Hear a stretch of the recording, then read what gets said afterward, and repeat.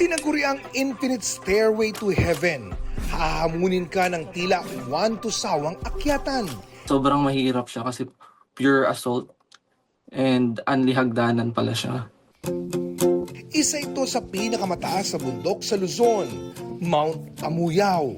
Challenging na akyat pero di ka aayaw. Lalo na kung sa tuktok, sasalubong ang nagbabagang ulap na yumayakap sa kabundukan.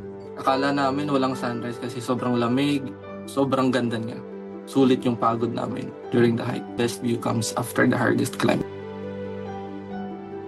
Tanaw rin ang iba pang majestic mountains, ang Mount Pulag at Mount Napulawan. Napapaligiran din ito ng mga hagdang-hagdang palayan.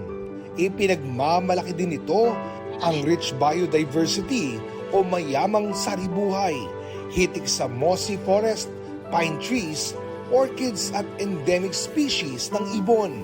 At higit sa lahat, maunlad ng matulungin na komunidad.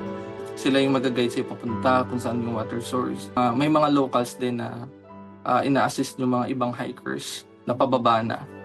Ito yung pinaka-best na may sea of clouds. Pero ito yung pinaka-best for me sa lahat ng nakit ko kasi hindi ko na-expect yung trail niya na ganun siya kahirap. Oscar Oida nagbabalita para sa GMA Integrated News. Huwag magpahuli sa mga balitang dapat niyong malaman. Mag-subscribe na sa GMA Integrated News sa YouTube.